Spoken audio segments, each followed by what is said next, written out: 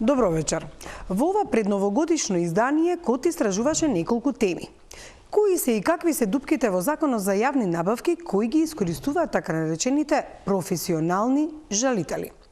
Истражувавме повторно во Бирото за метрологија тамошните јавни набавки, дали се предплатени материјалите, инструментите и се она што го набавувале во минатото. И за крајно не помалку важно е загадувањето на воздухот. РДФ отпадот веќе не се користи како гориво, но воздухот и понатаму смрди. Останете со Кот. Јавните набавки се секогаш интересни за да се стават под лупа. Распишаниот тендер исто така, но не сите исто гледаме на нив. Врз основа на исплати на адвокати, кои за одредени фирми уривале тендери заради законски пропусти, државата годинава исплатила повеќе од 150.000 евра. Само една фирма има добиено 170 жалби, кои ги усвоила Комисијата за жалби по јавни набавки. Интересно е што и оваа, но и други вакви фирми ловци на грешки во објавените тендери, потоа не се јавуваат на ново распишаниот тендер. Се е законски, ама буџетот кој го полниме ние граѓаните се ситни. Еве кои се така наречените професионални жалители. Мали тендери. Ова се јавни набавки од мала вредност, до приближно 10.000 евра за стоки и услуги и 20.000 евра за градежни работи. Се објавуваат секојдневно, ги има стотици и илјадници. Огласите се јавни на електронскиот систем за јавни набавки. Објавуваат сите институции, мали, големи, за разни потреби, од градинки до училишта, театри, болници, министерства.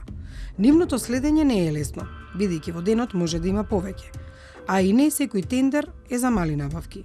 Но во ова истражување на Кот откривме дека во државата постојат така наречени професионални жалители. Фирми кои очигледно се занимаваат со тоа да ги најдат грешките во објавата на тендерот за мали набавки, а тоа им носи заработка од неколку адвокати поврзани со нив. Целта на фирмите не им е да го добијат тендерот, туку адвокатите да си ги наплатат парите од буџетот за жалбите. И тоа не е незаконско, бидејќи според Законот за јавни набавки стојат многу обврски кои договорниот орган во тендерската документација треба да ги наведе. Барањата, условите, критериумите и други неопходни информации, со цел да му обезбеди на економскиот оператор целосна, точна, прецизна информација во врска со начинот на спроведување на постапката за јавна набавка. Но не сите фирми или во законот економски оператори се занимаваат со ловење на грешките на институциите кога објавуваат тендер. Според податоците од Комисијата за жалби по јавни набавки, од 1.1.2025 година до 26.12. истата година, во Државната комисија се пристигнати вкупно 1506 жалби. Кот ги разгледуваше жалбите за малите тендери. Таму жалбите најмногу се однесуваат на содржината на огласот и тендерската документација. На сајтот, чекор по чекор, може да се отвараат одлуките на Комисијата. Така се стасува до така наречените професионални жалители. Рекордер е фирмата Мексмерно регулациона опрема ДОЕЛ Скопје, која има поднесено 155 жалби. Комисијата ги разгледала и во поголем дел ги усвоила забелешките. Втора поред, со 58 поднесени жалби е ФФ Балкан Груп ДОЕЛ Скопје. Па тука некаде со 51 жалба е фирмата Флагер МТ ДОЕЛ Скопје. Вија Маркетинг Зони ДАО Скопје поднела 33 жалби, а во Златната петорка е и фирмата Аполон 23 ДОЕЛ Скопје со 21 жалба оваа година. Овие податоци за Кот ги потврди Државната комисија. Па доколку комисијата констатира дека жалбата е основана, се поништува целосната постапка за јавна набавка. Навидум, една вообичаена процедура, законски дозволена. Но кога одевме фирма по фирма да видиме на што најмногу се жал и која е структурата на фирмата, откривме интересни податоци. Во бизнис мрежата прва ја најдовме онаа со најмногу жалби. Мексмерно регулациона опрема ДОЕЛ Скопје. Мала семена компанија, основана во 2001 година со дејност производство на инструменти и апарати за мерење, испитување и навигација. Фирмата прво ја раководел Талевски Мики, а потоа ја превзема Снежана Талевска како сопственик. Потоа синот Богдан Талевски станува и сопственик и управител. Оваа фирма се жали на тендерот, например, на АД ТЕЦ Неготино, Електрани на Македонија, на Институтот за томографија, Паркинзи на општина Центар, АД Мепсо, за тендерот за улично осветлување во општина Чашка, општина Охрид, студентски дом Скопје и многу други. Не е спорно што оваа мала фирма има време да ги следи сите тендери, но кога ги отворивме решенијата за прифатените жалби и поништувањето на тендерот заради истите, видовме дека адвокат на оваа фирма е всушност бившата сопственичка и управителка на фирмата Снежана Талевска од Скопје. И фирмата и адвокатската канцеларија на Снежана Талевска имаат иста адреса, ист телефонски број. На статичниот број, кој е идентичен, не се јави никој, а на мобилниот, оставен за контакт на адвокатката, ни се јави Снежана Талевска.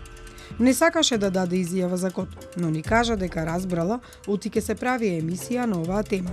Од кои извори ја добила информацијата, не ни одговори. Ни појасни дека фирмата е на незиниот починат сопруг, па потоа ја наследил синот откако таа престанала да биде собственик и управител. Ја прашавме зошто МЕКС мерно регулациона опрема ДОЕЛ Скопје има поднесено 155 жалби и во најголем дел ги урива тендерите, а потоа не учествува на повторените постапки, не добивме одговор. Одговорот го побаравме во решенијата за прифатените жалби од страна на Државната комисија и во Законот за јавни набавки.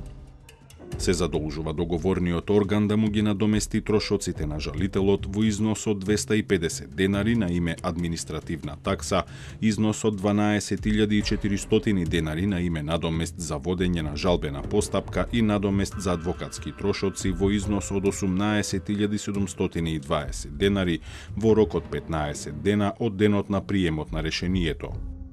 Во случајот со ТЕЦ Неготино, Талевска добила 12.400 денари, но во други понови постапки се исплаќале на оваа и на други адвокати од 28.000 денари до 33.000 денари, според адвокатскиот тарифник. На доместокот за ваквите професионални тужители или уривачи на тендери го плаќаме ние граѓаните, бидејќи според законот тоа е приход на буџетот на Република Македонија, а се плаќаат и трошоците за жалбената постапка. Но Снежана Талевска не е единствената која како адвокат на вакви фирми добива буџетски пари кога ќе сруши тендер заради повреда на Законот за јавни набавки. И ја разгледавме и фирмата Флагер МТ ДОЕЛ Скопје. Се жалеле 37 пати за разни работи. Само во октомври се жалеле 13 пати, во ноември 17, а во овој месец досега 6 пати. Друштво за производство, трговија и услуги Флагер МТ ДОЕЛ Скопје, според податоците од бизнис мрежа, е фирма за неспециализирана трговија на големо. Дејност регистрирана во август 2025. Нова дејност, но агилна фирма, која за само неколку месеци успеала да се жали повеќе од 30 пати. Собственици се Томислав Мицевски и Верица Стевчева Мицевска, а како адвокат се јавува Бојан Менков.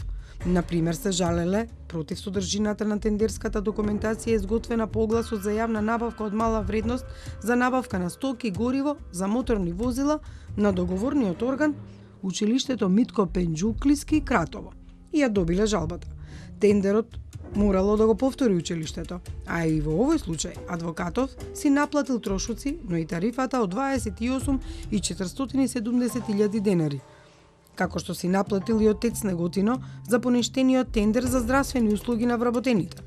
Овој адвокат се повторува речиси во сите постапки покренати од Флагер МТ ДОЕЛ.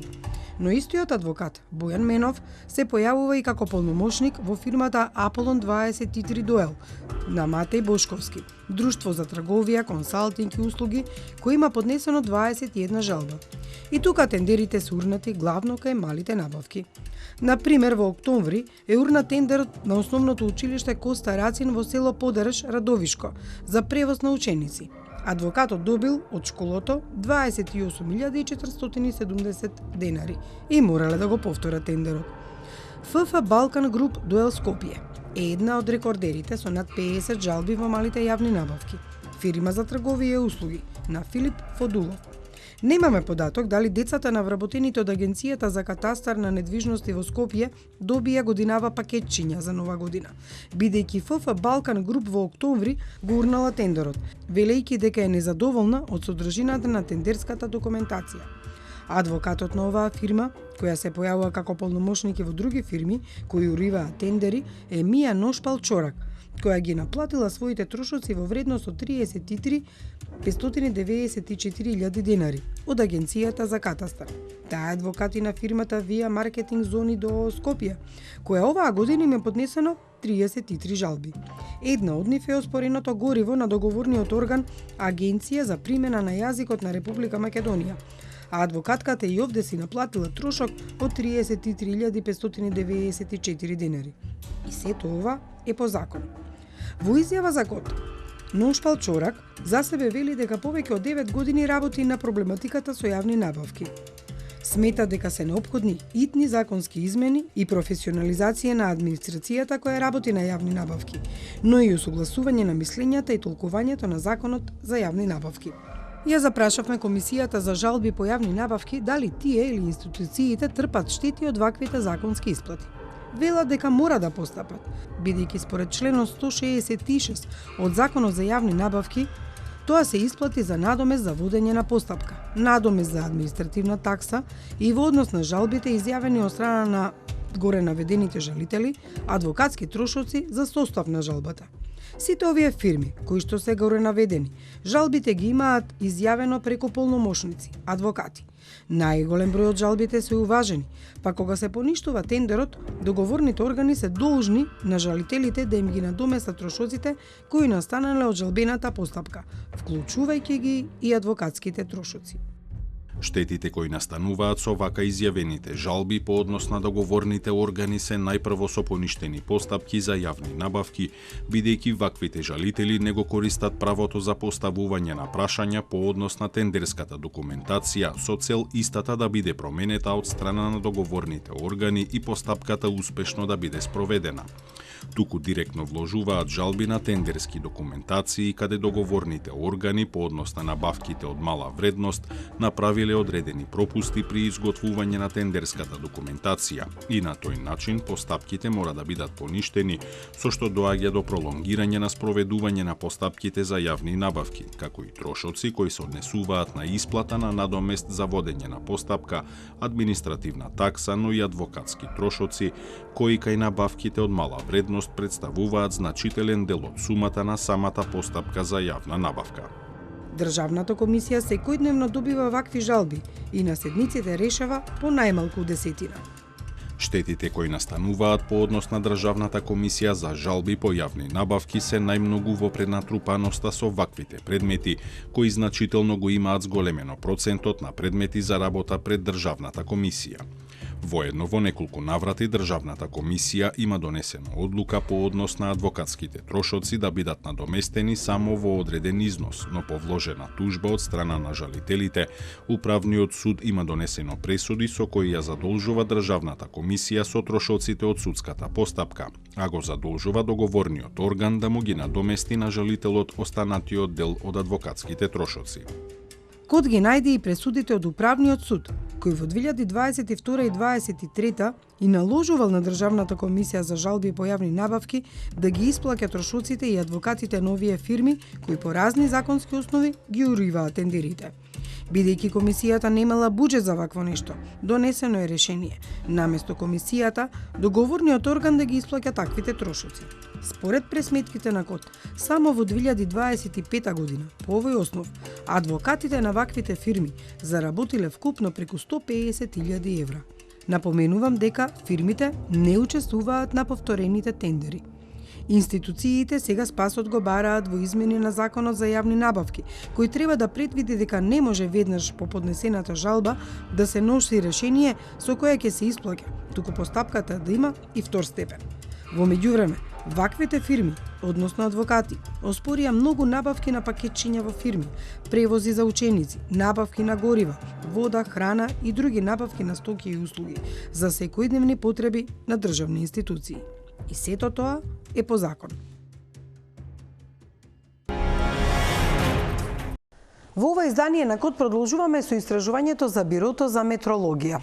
Откако во претходните содржини откривме дека во 2023 било утврдено криење на предмети, а клиенти од бизнис заедницата се соочуваат со одложување на верификациите, со што се овозможува и простор за корупција. Сега анализиравме повеќе јавни набавки и откривме дека во бирото се набавувале компјутерски уреди по цена од над 2700 евра по парче. Се набавувала опрема за лабораториски испитувања и проверки кои не се користат со години, иако таа опрема била платена скапо, дури и над пазарната цена на светскиот произведувач. Од Бирото за метрологија негираат и тврдат дека се вршат анализи на цените за да нема преплатување на опремата и дека се што набавиле се користи и не стои без да се употребува. Сепак конечниот суд ќе го донесе Државниот ревизорски завод, кој ја привршува својата теренска проверка на документите за набавките и за активностите на Бирото за метрологија, институција која е задолжена за контрола и верификација, односно баждарење на сите мерни уреди во државата. Поранешниот директор на Бирото, Абдул Селам Селами, тврди за код дека во негово време не се вршени набавки освен за неопходните потреби и дека големите суми се од неговите претходници. Повеќе од Миомир Серафиновиќ. По двете истражувања на код за долготрајните состојби во Бирото за метрологија, при што има сомнежи за злоупотреби и барање на мито, до нас стигна информација дека покрај тековното работење треба да ги погледнеме и јавните набавки во оваа институција, која до лани беше дел од Министерството за економија, а сега е дел од Министерството за енергетика и е наменето за верификација, односно за баждарење на сите мерни инструменти и уреди во Македонија, како доказ дека мерат точно. На вебсајтот на Бирото за јавни набавки стои дека во последните 10 години најголем тендер во Бирото е за набавка на опрема за верификација на гасомери. Платено со данок над 64 милиони 404 денари, односно околу 1.050.000 евра. Сумата за данок за оваа опрема купена со тендер 2022 година е речиси 10 милиони денари, а понудата за опремата е 54 милиони 580.459 денари за 3 дела од сделката, односно за 3 различни модули. Но според информациите на код, оваа опрема, за која се е платени над 1 милион евра, пари на граѓаните, не е воопшто искористена и се стои во Бирото за метрологија. Постојат анализи за цени за ваква опрема за верификација на гасомери, дека постои и многу поевтин. Но треба да се знае техничката спецификација за набавеното, за да се утврди дали станува збор за купено по пазарна цена, за малку повисока или е поскапо за десетици илјади евра. Но за тоа прашавме и во Бирото за метрологија.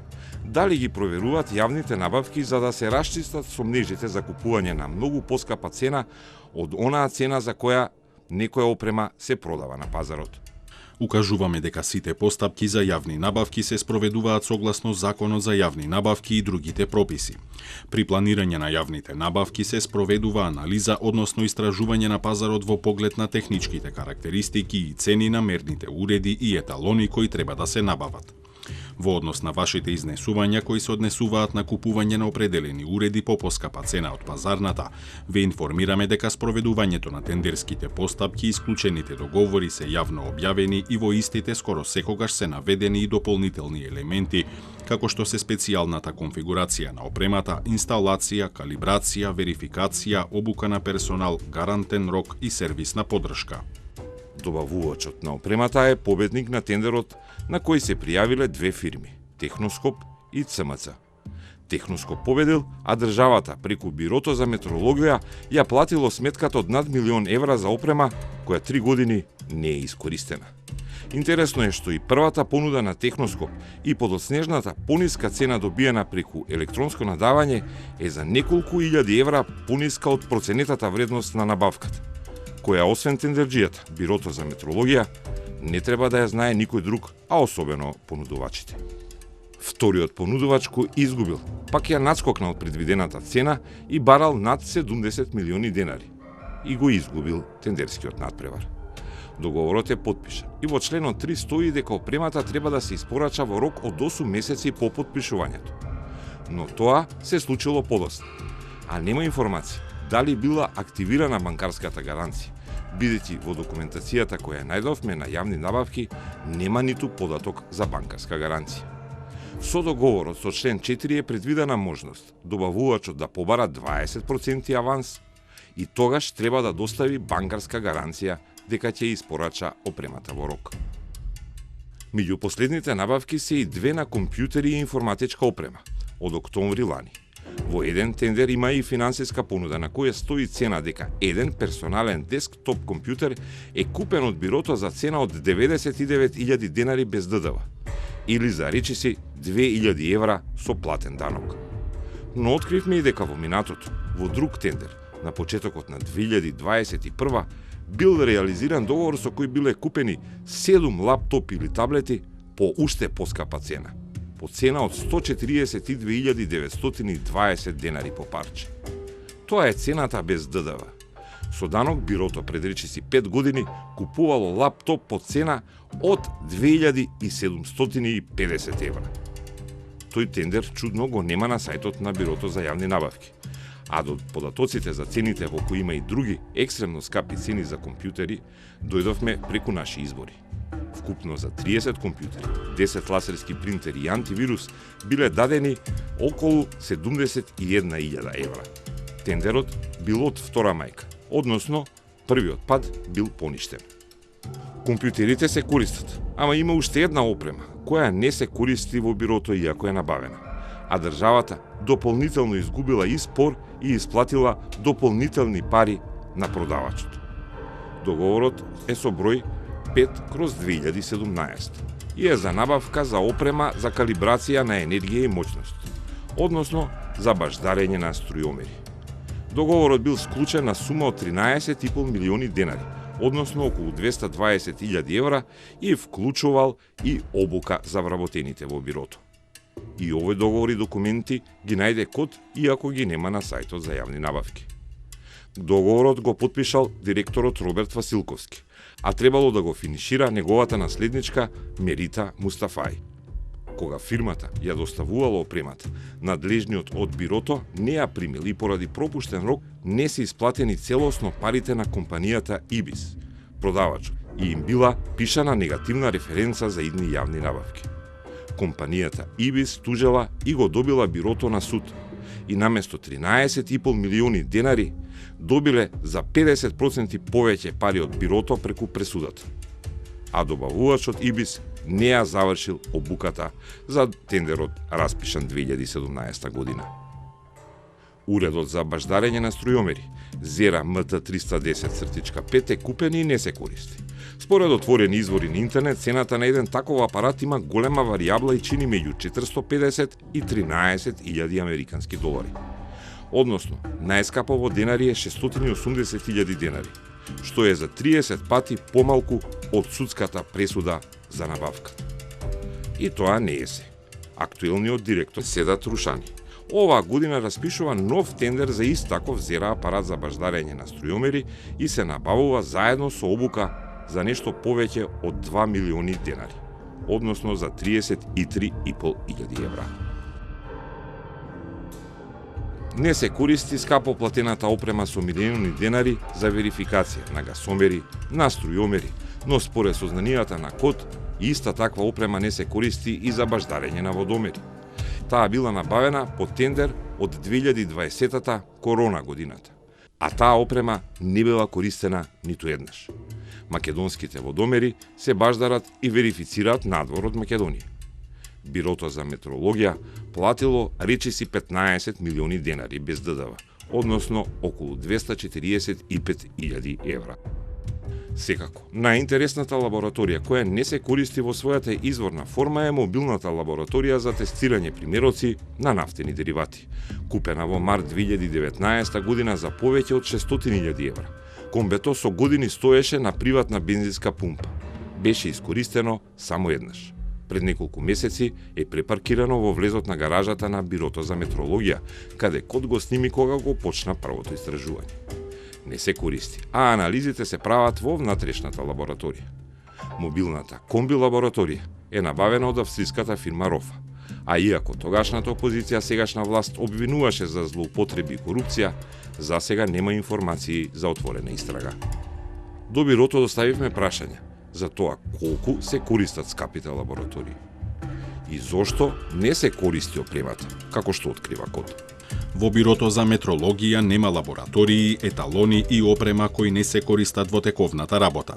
Бирото за метрологија има соодветно обучен кадар за оперирање со предметната опрема, дотолку повеќе што лабораториите на Бирото се акредитирани во континуитет од 2012 година од страна на Институтот за акредитација и истата се одржува, а воедно истите се користат и за целосно задоволување на барањата од странките. Код веќе објави сознанија за начинот на верификација на мерни уреди, а правилниците за период на баждарење беа менувани за да се избегне негативно влијание од претходната власт. Во тек е и промена на правилници за мерење, односно баждарење на резервоари за деривати, а воведен е и нов начин за ласерско мерење.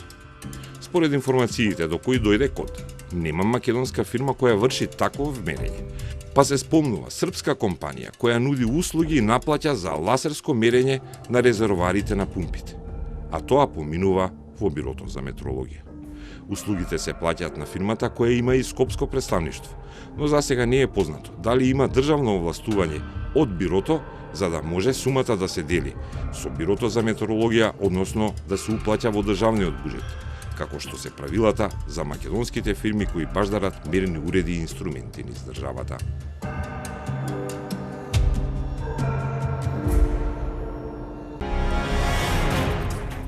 Уште една зима. Цементарница во Усие повторно е на тапет пред граѓаните на Скопје за зголеменото загадување на воздухот во главниот град. Граѓаните организираа и протести, а Градскиот совет на Скопје отпочна процедура за иницијатива за префрлање на фабриката од сегашната локација на друга локација надвор од Скопје. Сепак, тоа е во ресорот на извршната власт, односно на владата, и таа ќе треба да одлучи. Воздухот во тој дел на Скопската котлина е загаден, а од Усие реагираат и тврдат дека обвинувањата се неточни, кажуваат дека работат согласно стандардите и законските решенија. Но и покрај се, воздухот штипе и убива, а граѓаните со години чекаат решение кое никој надлежен ниту го нуди, ниту го предлага. Стоп за Усие побараа граѓаните на протест, а првата битка ја победија.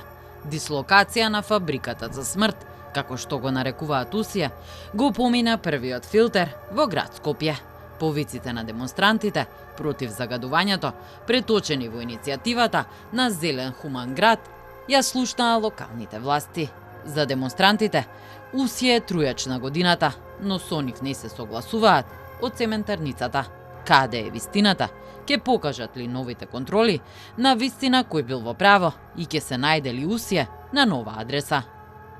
Прво и основно треба да стопрат со горење на увозен отпад и да почнат да користат газ или други видови на енергенци. Понатаму ќе треба и да се направи дислокација, зашто на оваа фабрика не е место во населено место. Треба да биде минимум 5 километри на страна од градот. Увезувањето на отпад, барем онаков каков што се користеше во цементарницата во минатото, се забрани со закон во 2020 година, откако Код пишуваше на темата. Тогаш Усие беше единствената која увезуваше РДФ отпад кој го користеше како гориво. Код тогаш дојде и до бројките на увезениот РДФ отпад. Откако царина во 2019 година го воведе електронскиот систем за евиденција, тогаш Усие овој отпад го увезуваше од Италија, а камионите паркирани пред цементарницата сведочеа дека истиот пристигнал на својата крајна станица. Усие е цементарница која се наоѓа на околу 2 километри воздушно од населбата Кисела вода и аеродром. Таа од 2018 како енергенс за работа, освен конвенционални горива, користи и гориво од отпад. Од мај лани дури доби дозвола од Министерството за животна средина сама да го увезува отпадот. Дозволата е дадена на 1 година, а земјата од каде ќе увезува е Италија. Може да се внесе вкупно 10.000 тони, а само во 2019 увезла 4.400 тони отпад. се транспортира спакуван во бали, тешки по 650 кг, големи 120 на 120 на 80 см.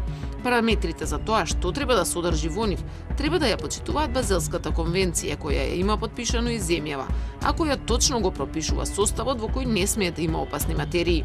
А кај Русија дали досега е најдено? Немаме никаква неправилност, а од она што сум информиран дека и Инспекторатот за животна средина интензивно врши контрола на тоа што се увезува таму. Така да ние сега за сега имаме коректен однос со Русија. Ова видео со редица од камиони кои чекаат ред за да влезат во Русија пред околу една недела осамна на социјалната мрежа Facebook, а граѓаните сензитивни на темата веднаш се посомневаат дека се работи за увоз на отпад кој фабриката го користи како гориво. Ние имаме разни индустријски загадувања каде што со години добиваме од Државниот инспекторат за животна средина информации дека нема загадување, а гледаме дека чурат оджаците, осеќаме ни солза точи, грло пече, граѓаните што околу тие фабрики живеат, а резултатот од анализата испаѓа дека е се во ред. Најодговорно тврдиме и го кажуваме дека не е така и многу ни е криво што има надписи по вестниците и по порталите од луѓе кои практично не ги провериле фактите и зборуваат онака како што они мислат. Значи граѓаните го велат дека нешто мирише од добро, не е точно? Не е точно. Најодговорно и најгарантирано, најодговорно ви кажуваме. Собранието на 5 февруари го изгласа законот за забрана на увоз на отпад, кој може да се согорува и користи како гориво. Учество на алтернативни горива во енергетскиот микс на Русија и денес изнесува околу 4%, што е во согласност со тековните технички, регулаторни и логистички услови. Само сега користат алтернативни горива генерирани во земјава. Такви се лушпи од ориз, остатоци од текстил настанати при кроење, остатоци од пластика од автомобилска индустрија, пакувања кои не се погодни за рециклирање и слично. За код велат дека во целост ја почитуваат забраната за увоз на отпад од 2020 година. А какво основно гориво користи Русија? Одговорот е петрол кокс, како и останатите цементни индустрии во регионот и Европа велат од таму. Петрол коксот како гориво содржи големи количини на сулфор, кој придонесува за загадување на воздухот. Титан Русија поседува интегрирана еколошка дозвола, издадена од Министерството за животна средина и просторно планирање. Тоа значи дека мора да има и филтри, кои од Титан Русија уверуваат дека не ги исклучуваат. Погрешни се тврдењата дека компанијата ги исклучува филтрите. Филтрите се неразделив дел од производната линија. Технолошкиот процес во Титан Русија е така дизајниран што технички е невозможно да работи било кој дел од инсталацијата без да работат филтрите. Мерните станици во Скопје сепак покажуваат постојано енормно загадување над дозволеното. Екологистите вината ја гледаат и во Русија, сметаат дека загадува над дозволеното и дека не се мери постојано. Ние со години баравме, например, од цементарница Русија, активисти на Зелен хуман град, беа во преговори, ако толку сакаат да се покажат дека се одговорна компанија, да поставиме мерни станици околу цементарница Русија, што ќе има 24 часа мониторинг на воздухот, па да видиме дали е вистина тоа што они си праќаат извештаи до Министерството од станица што сами си ја контролираат. Од цементарницата пак демантираат. Имаат инсталирано современ систем за мерење на излезните гасови, кој не покажува дека се надминати законски определените гранични вредности на емисии. Системот им работи 24 часа на ден, односно секогаш кога работи инсталацијата, поставен е на сите оџаци и во целост ги исполнувал барањата на стандардите. Дел од емисиите се неколкукратно пониски од законски дозволените лимити. Например, вкупната прашина емитирана од оџаците е 3 до 5 пати пониска од дозволената. На истите мерни места редовно се прават и дополнителни контролни мерења, што ги вршат независни лаборатории, а резултатите од овие мерења ја потврдуваат точноста на континуираниот систем за мониторинг и досега нема надминувања на законски дозволените лимити. Но за дислокација, како што велат, воопшто не размислуваат, бидејќи работат согласно законите и меѓународните стандарди. Сепак дали ќе останат на 2 километри воздушна линија од кисела вода и аеродром или не, е одлука која што сепак ќе треба да ја донесат други. Со години владите не превземаат активности и мерки за заштита на граѓаните од загаден воздух, а тоа е пракса и со сегашниот кабинет, објаснува за код Кирил Ристевски од невладината организација Флорозон, кои учествуваат во креирањето на еколошките ставови за заштита и спречување на корупција во секторот заштита на животната средина. Нема системски активности, нема активна и успешна инспекцијска служба, а дополнително, владата не покажува интерес за зголемување и подобрување на состојбата, вели за код Ристевски. Тој кажува и примери кога казните за загадувачите се мали и дополнително се намалуваат и преполовуваат со порамнување. Видете го интервјуто. Како и секоја година и ова имаме енормно загадување во државата. Се соочуваме ли со истите извори на загадување оваа зима како и сите претходни? Карактеристично за сите влади на назад, почнувајќи од претходниот систем па наомо, со овој проблем се занимаваат на парцијална основа и практично нудат решенија на лажичка. Чекаат да се случи некој поголем инцидент со квалитетот на амбиенталниот воздух, па тек тогаш да носат неки адхок планови, акцијски директиви или пак друг тип на активности кои што практично ќе ублажат некој начин, ќе ублажат состојбата со квалитетот на воздухот на еден краток период. Тоа ја секако го гледам како да излезете во шума, да гасите шумски пожар со чаша вода. Мислам, од аспект на граѓански активист, кој што подолго време ја анализира состојбата со примената на законите во животна средина, морам да кажам дека ваквиот однос е прилично несериозен и може да се квалификува како еден хипокритички однос на власта кон ова прашање. Кога сме кај индустријата, актуелни се протестите против цементарница Усија. Колку навистина Усија загадува над дозволеното? Видете, Усија е веќе предмет на, збориме, на напади од страна на јавноста, подолг временски период, меѓутоа не треба да забравиме дека Усија работи согласно Законот за животна средина, односно поседува интегрирана дозвола, која што предвидува мерки и начини на технолошки постапки кои што ќе бидат применети во фазата на производство на цемент и цементни материјали. Секако, согласно дозволата, самата фабрика Усија има обврска да спроведува континуиран мониторинг врз емисиите на гасовите кои што се емитуваат во воздухот во рамки на производствените процеси и овие податоци се јавно достапни. Покрај ова, значи Државниот инспекторат, збориме за животна средина, во годишниот план за активности, значи предвидува неколку редовни и вонредни, да кажеме, посети во фабриката со цел да се контролира веродостојноста на прикажаните податоци и да видиме дали се сообразни со дозволата. Јас колку што сум информиран, до сега немало такви отстапки. И најчесто, да кажеме, јавноста поради отсуство на, да кажеме, и технички можеби знаења, меѓутоа и доволно познавање за да може да ги обработуваат презентираните податоци, имаат погрешна представа за Усија. Не дека да искочно сега дека ја бранам Усија, меѓутоа Усија има, да кажеме, строго контролиран процес на производство кој што е во склад со меѓународните стандарди.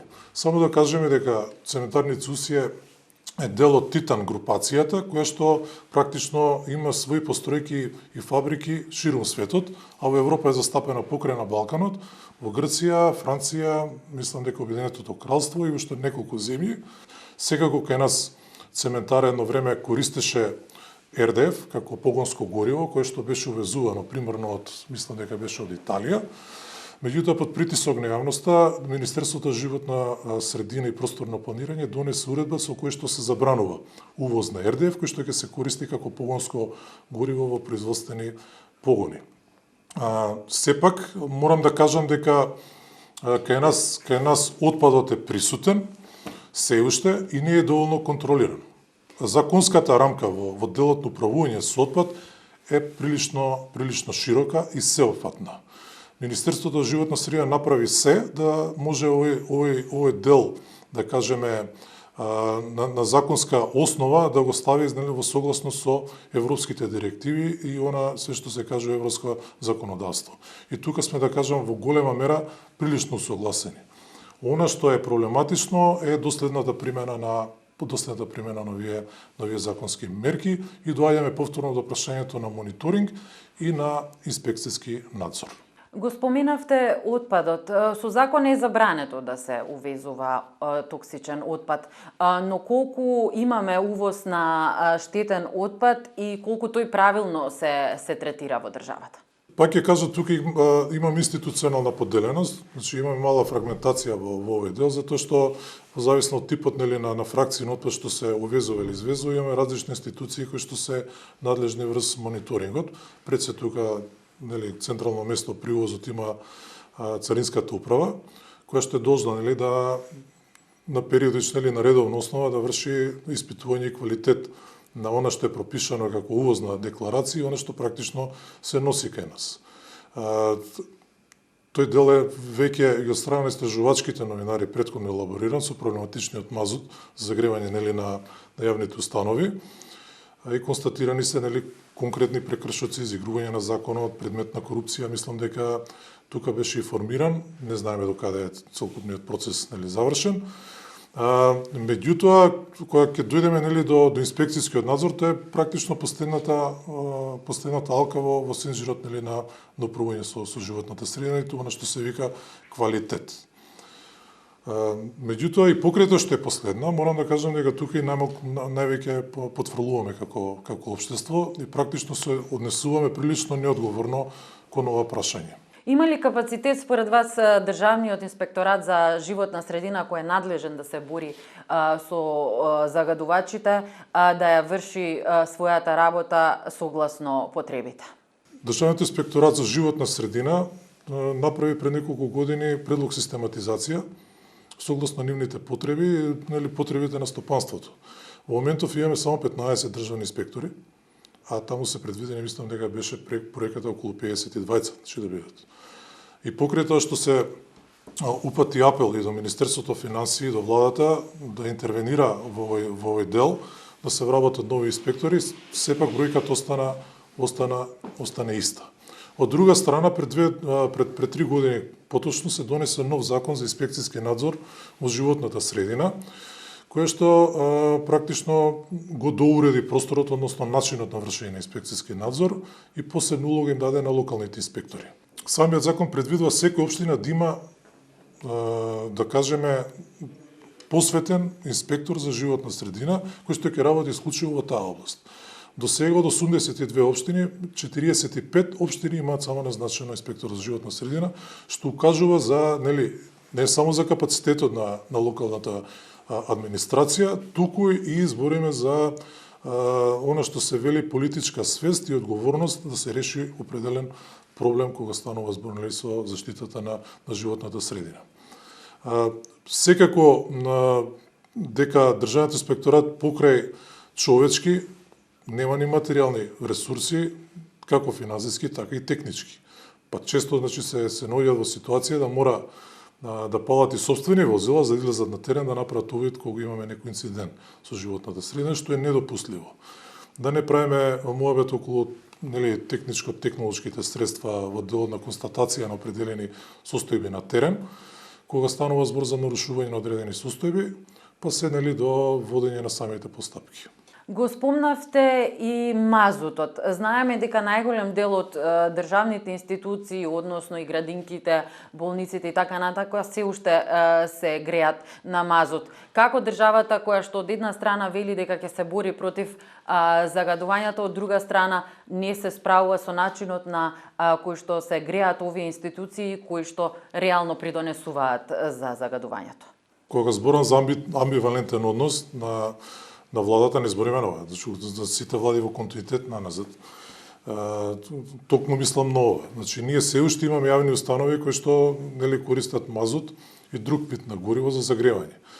Од друга страна, законот за квалитет на амбиенталниот воздух наложува не само на централната, туку и на локалната власт да подготват планови локални планови, национален план имаме и локални планови за квалитетот на амбиенталниот воздух, кои што ќе предвидат сет на мерки, применливи мерки на краток и на среден и на долг рок, кои што ќе бидат насочени кон подобрување на ваквата состојба. Ние гледаме дека се уште сме на примарното базично ниво, зориме во спроведувањето на тие првични мерки кои што беа предложени десетина години наназад. Ние се уште се бориме со, да кажеме, со локалните власти да започнат постапки за промена на системите за гревање во градинките, болниците, збориме амбулантите, што се во нивна надлежност, основните училишта и самите и општини во одреден случај.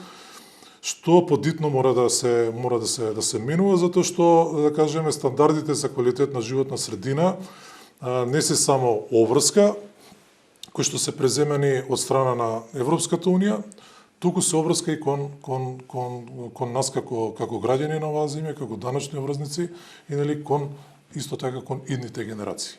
Пред некој ден локалните власти соопштија дека казниле двајца загадувачи без да именуваат кои се. Казните сега се повисоки, но колку се навистина ефективни во борбата со загадувањето? Значи, казните сами по себе треба да представуваат коректив на претходна постапка, односно претходно дејание на правно или физичко лице. Меѓутоа, во праксата се покажа дека, да кажеме, самите загадувачи продолжуваат со својата практика, што може би е резултат на, да кажеме, на висината на самите казни. Во тој контекст морам да кажам дека во повеќе наврати се менуваше и законот за кривична постапка, поготово во главата за животна средина, каде што овие казни се зголемија во одреден степен, дури се воведе ново дело, екоцид, кое што само по себе, да кажам, да може да се смета за, да кажем, еден врв како мерка, меѓутоа останува прашање неговата, да кажеме, примена во пракса и дали воопшто, да кажем, правосудните органи ќе започнат една постапка преку која што ќе се докаже ваков екоцид. Досегашната пракса покажа дека поголемиот дел од постапките кои што се поведени од Државниот инспекторат за животна средина завршуваат како прекршочни. Ова пред се должи на фактот што актуелната законска рамка пред се им налага на инспекторите да влезат во процес на, да кажеме, на порамнување со загадувачите и да им понудат соодветно плаќање, односно соодветна висина во зависност од типот на делото, согласно правилникот за прекршоци, да им понудат соодветна висина на казна преку која што ќе извршат порамнување. Дури има и една олеснителна, кажи го, мерка, која што овозможува во даден временски период висината на казните да биде редуцирана дури за 50%. Така да, ова по мене само по себе можеби делува позитивно од финансиски аспект, меѓутоа на никој начин не ги одвраќа понатаму загадувачите да не продолжат со своите практики.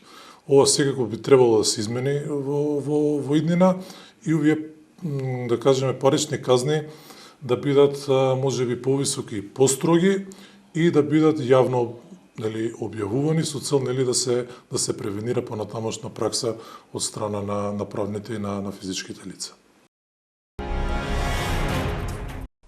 Ви благодарам што бевте со КОД, се гледаме во 2026. Имајте добро здравје и радости во новата година и вие и вашите семејства.